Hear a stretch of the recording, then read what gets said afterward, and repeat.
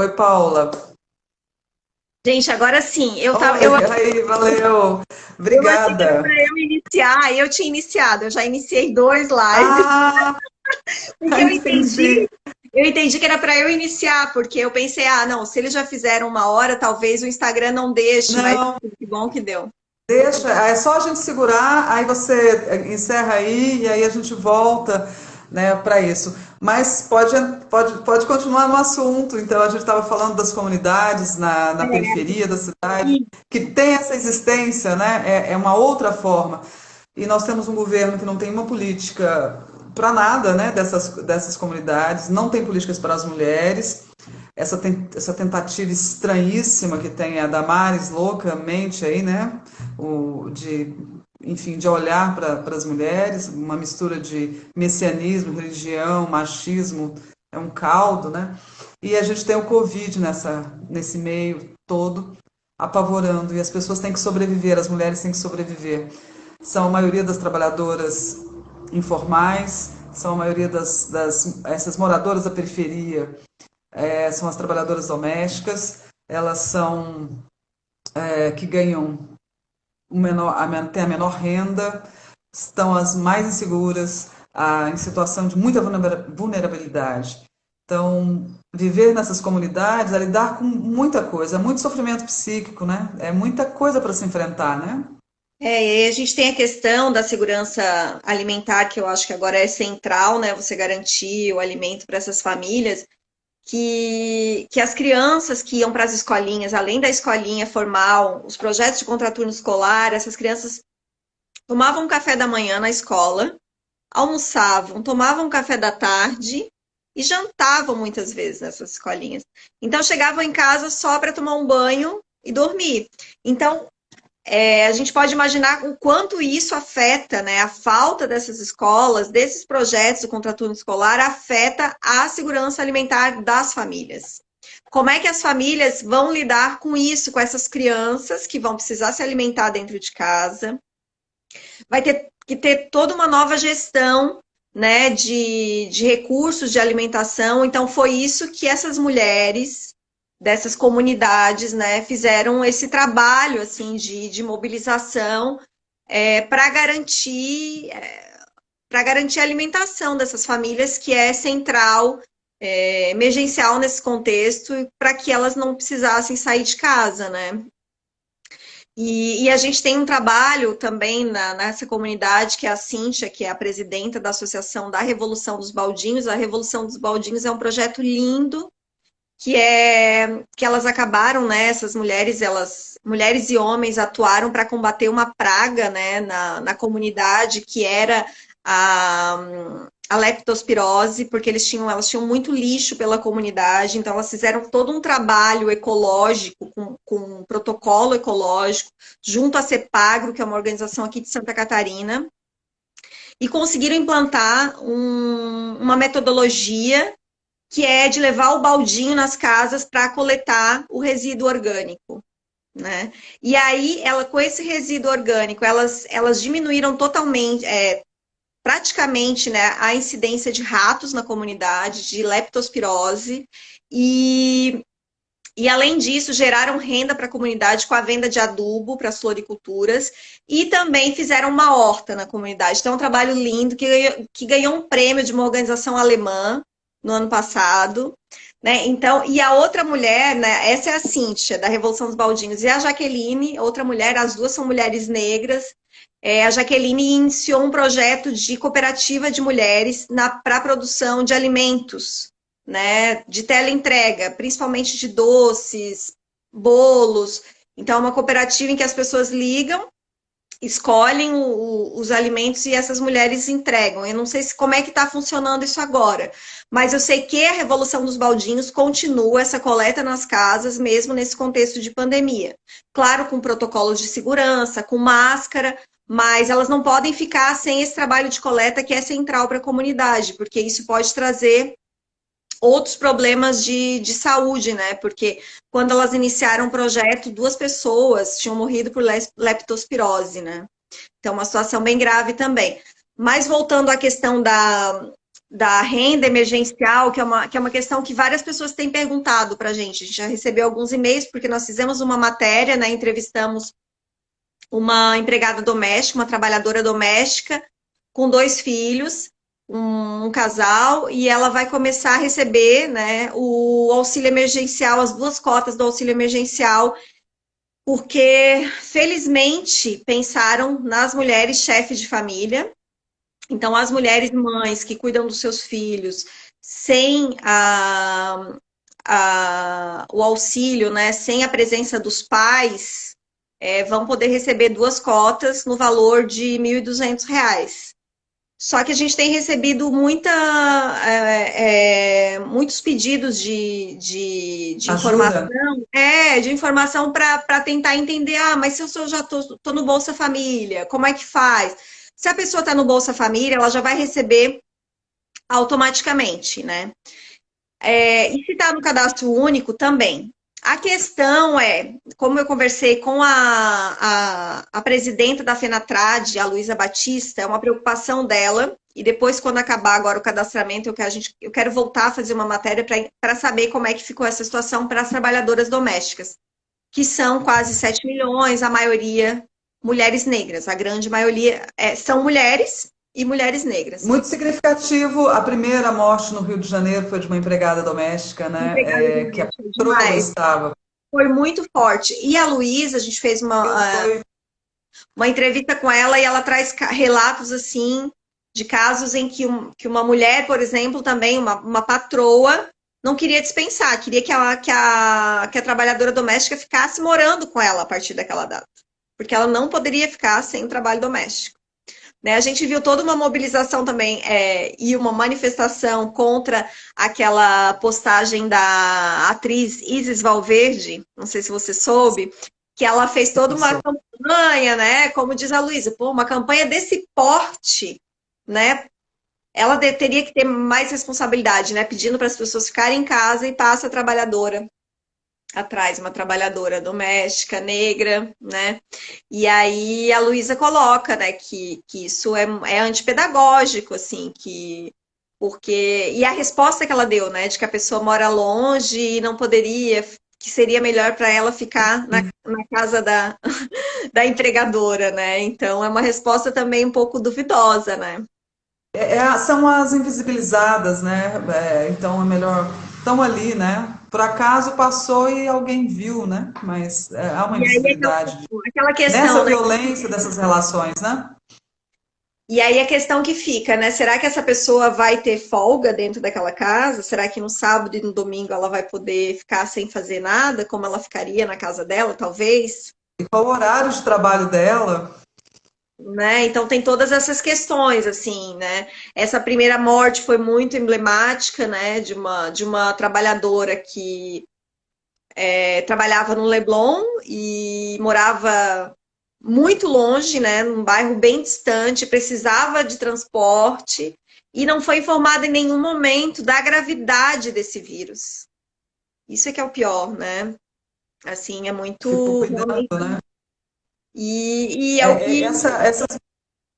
Pode falar, desculpa. de certa forma, que foi que acendeu, né, o alerta para a FENATRAD, a Federação Nacional das Trabalhadoras Domésticas, para iniciarem uma campanha pedindo, porque não basta dizer para a trabalhadora voltar para casa, mas você tem que pagar, garantir aquele valor do trabalho dela, né? Porque a maioria trabalha na informalidade e, como diz a Luísa, né, a sindicalista, ela diz esse valor, essa quantia já estava no orçamento dessas famílias. Então, essas famílias precisam manter esse valor dessa trabalhadora, seja da diarista ou daquela trabalhadora que mantinha um contrato, né, mas que não era com carteira assinada, enfim. Porque também, mesmo com o direito à carteira assinada há quase 50 anos, essas trabalhadoras, a maioria não tem garantido esse direito, né? Então, é uma campanha que mobilizou. Eu vejo ao meu redor também muitas pessoas falando que estão pagando as suas trabalhadoras domésticas. A própria entrevistada, né? Eu entrevistei uma trabalhadora doméstica e ela disse que aquelas pessoas, né, que estavam contratando por diárias, nem todas estavam pagando, mas para o casal que ela mantinha um trabalho fixo, esse casal continuou pagando, né, uma renda de R$ 800. E ela estava podendo, ela negociou também com o proprietário do aluguel e ela não ia pagar aluguel naquele período. Então, de certa forma, ela conseguiu, assim, uma estratégia, vamos dizer assim, de sobrevivência nesse contexto, né? Mas a principal preocupação da Luísa, da Fenatrade, é em relação a esses critérios, né? Os critérios para receber o auxílio. Porque quem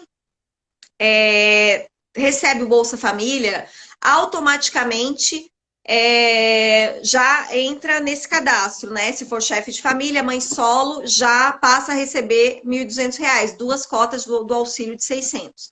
Quem está no cadastro único também. Mas quem não recebe, não é beneficiária do Bolsa Família, quem não está no cadastro único, quem não paga o INSS e quem não é MEI, ou seja, quem não tem o CNPJ de microempreendedor individual, não tem direito a receber. Então, a Luísa acha que muitas mulheres trabalhadoras domésticas vão ficar de fora dessa renda emergencial. A preocupação dela é grande nesse sentido. É o que a Elga está colocando, né? Isso escancara tudo, né? A exploração que a gente tem no país dessas jornadas duplas, triplas de trabalho e dessa deforma, né? Trabalhista, que ela chama de deforma trabalhista e deforma previdenciária. Mas eu acho que nesse contexto que a gente está colocando, as violências com relação às mulheres são inúmeras, né, Paula?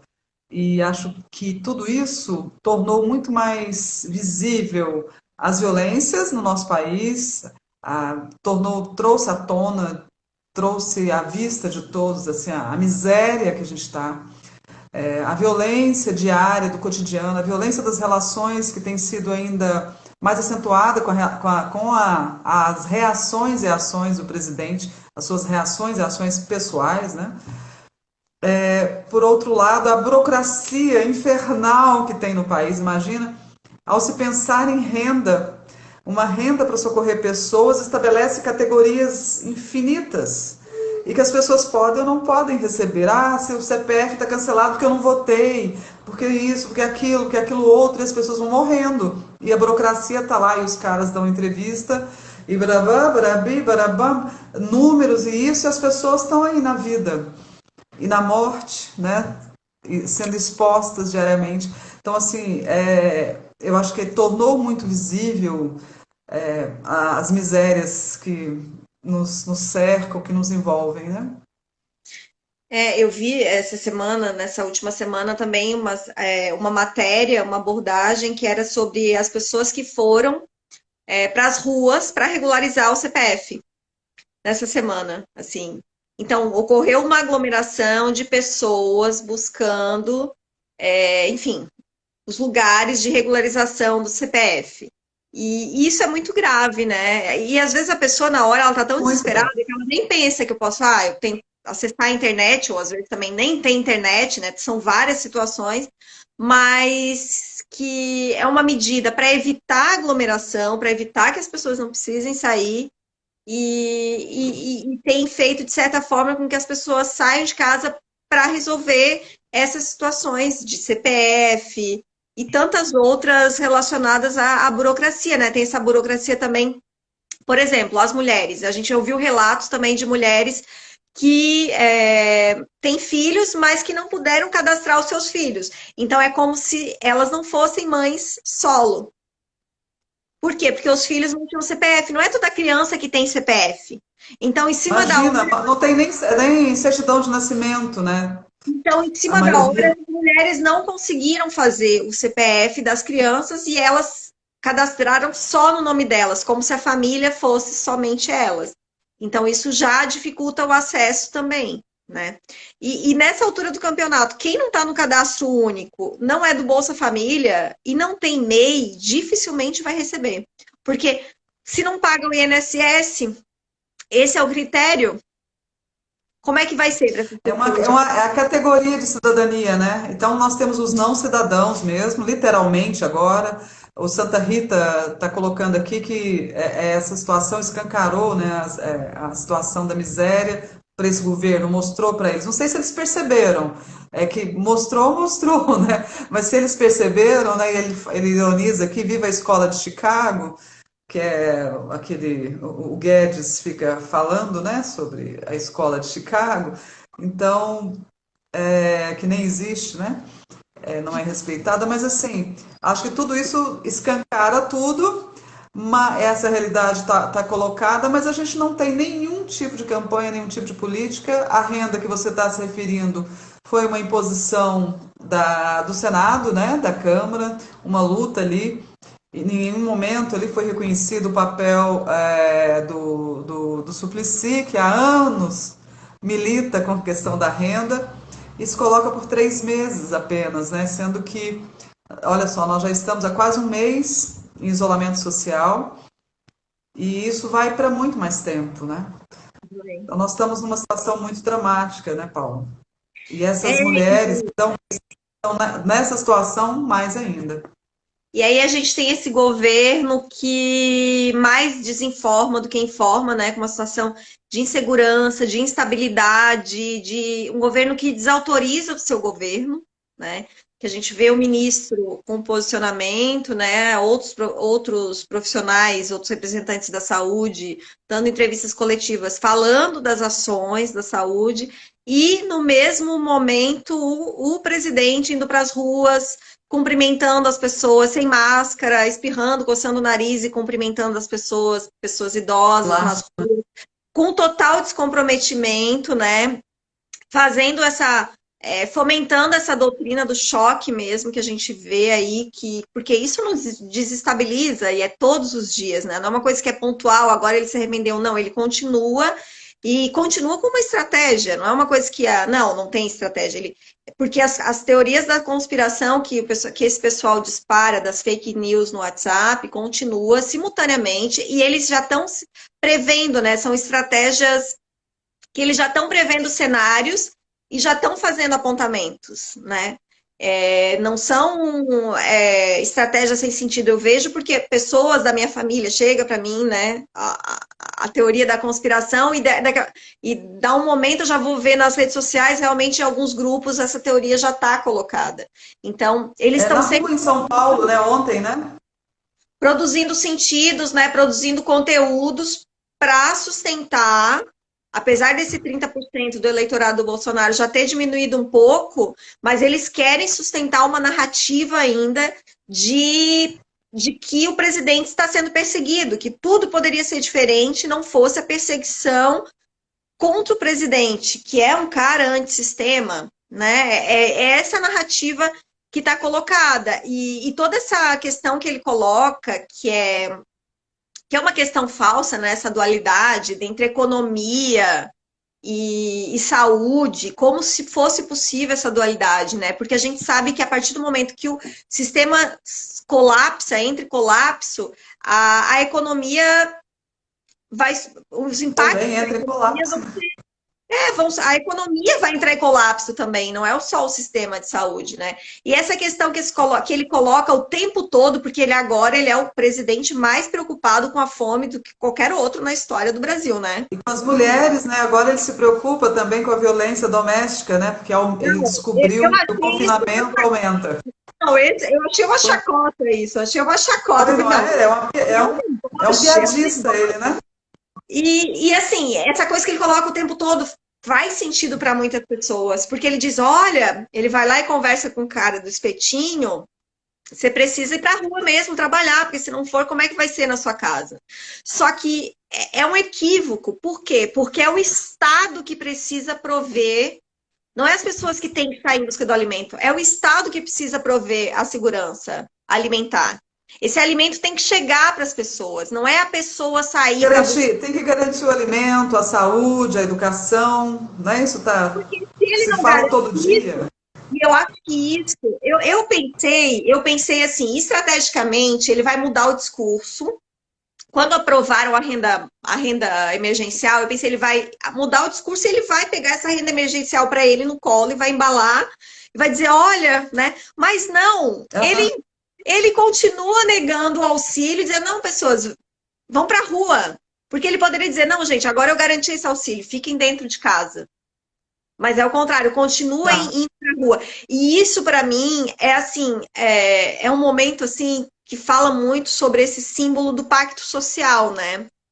Porque é um incentivo à desordem. Eu só posso pensar isso, porque você dizer que as pessoas precisam ir para a rua é o Estado lavando as suas mãos, né? E aí, se o pacto social se quebra, se dilui, se a Constituição não vale nada mesmo, aí a gente está promovendo o caos, a desordem e uma anarquia, que não é aquela anarquia conceitual e teórica, mas uma anarquia, Sim. né, no sentido da bagunça mesmo, né, do cada um por si e um estímulo ao saqueamento e um Que estímulo acho que é ao o que ele quer, né? que é essa, porque assim, né, tem algumas pesquisadoras assim que estão falando nessa questão de promoção da terra arrasada mesmo, porque essa é uma metodologia de milícia, né? Quando você promove a desordem para depois levar a ordem dentro de uma desordem instalada. Então, é um método que, assim, a gente pensa que ele tá numa loucura, numa insanidade, mas é uma loucura sustentada, é uma Certo. loucura. Tem um método e tem gente muito grande atrás pensando, né? Ideólogos que estão pensando essa postura, esse discurso, e mesmo o contrário já ao discurso do Trump, né? Porque a gente vê muito no Bolsonaro essa tendência de seguir o discurso trumpista, e Mas agora deu uma descolada, né? deu uma descolada e deu uma descolada do mundo. E aí, quanto maior fica, né? Esse que a gente vê assim, Nem gente, a mas cloroquina os une mais. essa cloroquina já deu o que falar, né? Porque ele só fala disso como se as pessoas, se tratando em casa com cloroquina, elas se livrassem da doença, né? Como se a cloroquina não fosse um remédio para se utilizar lá nos casos mais graves, né? Nos casos mais adiantados. Então, a gente está, assim, num contexto de pandemia que se agrava com essa epidemia da desinformação, que é gravíssima, e uma epidemia da insegurança, né? Porque a gente se sente muito insegura sabendo que o país é presidido por esse homem que chama uma pandemia de gripezinha, né? Uma doença que está matando milhares de pessoas no mundo e que a gente ainda não chegou lá no Brasil, né? Na acentuação da curva. E aí, esse pessoal que está o tempo todo difundindo fake news, né, vem com essas falas de que, viu, esse pessoal da Globo, né, esses pesquisadores que tinham feito essas projeções absurdas, como isso não se concluiu? Mas isso não se concluiu justamente porque está havendo quarentena. Ainda não a quarentena que a gente precisa, que deveria ser o índice, né, a média de 70%.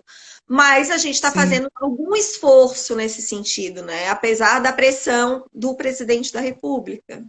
Mas é difícil manter as. Eu,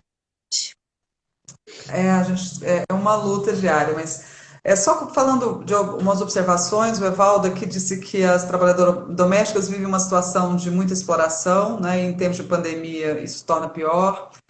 A Carolina ainda disse que nesse momento, mais do que nunca, os movimentos sociais, assim como a sociedade, tem que se reinventar para alcançar as populações vulneráveis, né?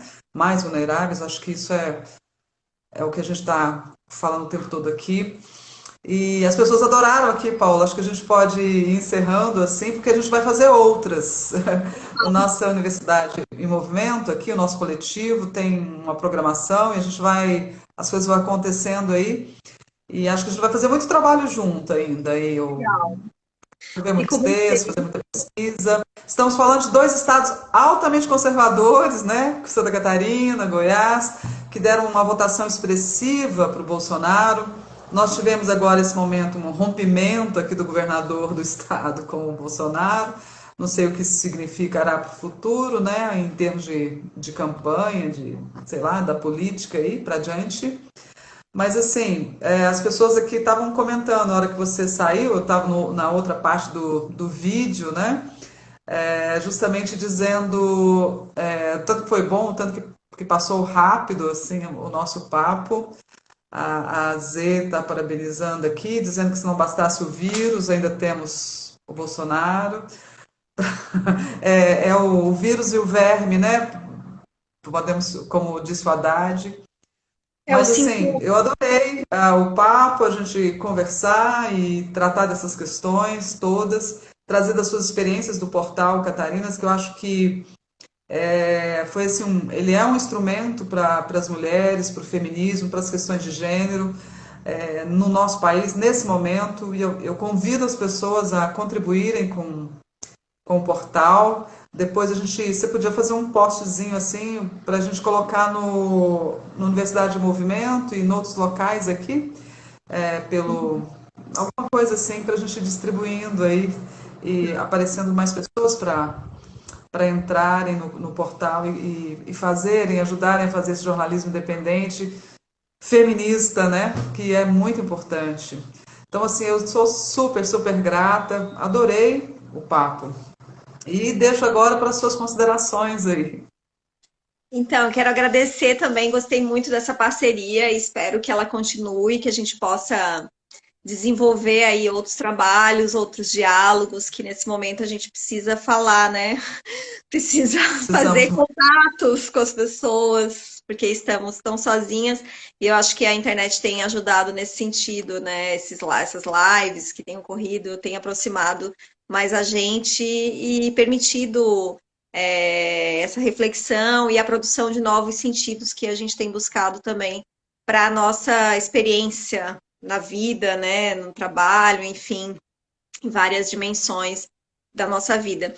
E eu quero te agradecer, convidar as pessoas do movimento para participarem, para escreverem artigos também para o Catarinas, que é muito importante. A gente está sempre chamando, convocando as mulheres, mulheres pesquisadoras, mas não somente, né? Mulheres que queiram escrever, e não só sobre o tema de gênero, mas protagonizar a escrita das mulheres, né? E fomentar esse desenvolvimento. A gente tem feito trabalho com algumas mulheres, mulheres que não escreviam, que passaram a escrever, e tem sido muito, muito bacana isso, né? Ai, que ótimo isso, que bom. E chamar também para apoiar a nossa campanha, que assim, com R$ 10 você apoia, faz essa assinatura, que é uma assinatura que para a gente faz toda a diferença. É no www.catarse.me/Catarinas. A gente, no Portal Catarinas, ali no Instagram ou no Facebook, a gente tem esse endereço, se precisar entrar lá, com vários cards também, pedindo apoio. E o que a gente pede para as pessoas que estão assistindo agora, se puderem fazer vídeos falando para apoiar o Catarinas e marcarem o Catarinas, seria bem bacana, assim, esse movimento de Ah, onda, né, de as pessoas se apoiarem e visibilizarem isso nas suas redes sociais. Então, fala, eu tô fazendo esse vídeo porque eu quero chamar vocês para apoiar o Catarinas, e marca o Catarinas. E a gente também posso mandar o card para vocês. E é isso, se puderem contribuir para a gente é joia. fundamental. A gente também só vai passar por essa pandemia se tiver contribuição, se a gente conseguir remunerar as nossas trabalhadoras também. E acho que é muito bom que a gente foi encurtando as distâncias, fazendo lives, mudando o jeito dos encontros, né? Eu vi aqui muitas amigas de Floripa, a nossa amiga Cleide de Brasília, da partida, e outras que foram entrando de outros lugares aqui, tanto daí quanto daqui, de São Paulo, de Brasília. Muito obrigada a todas e todos. Acho que assim, a gente precisa encurtar esses espaços e a gente precisa fortalecer as nossas lutas, né? A gente tem, espero assim, que seja curto esse período tão dramático que a gente está passando, mas que a gente possa superá-lo da melhor forma possível, que especialmente nós mulheres, unidas na luta, na resistência, ajudando umas às outras. Então, muito obrigada mesmo. Paula. Vamos ser todas Catarina, como está dizendo a Cleide aqui nesse momento. Vamos Que ser todas lindo, Catarina. que lindo. Obrigada, gente. Muito Muito obrigada. obrigada. Boa Boa noite noite para para você. Até mais. Valeu todo mundo, tá? Obrigada, gente. Tchau. todos.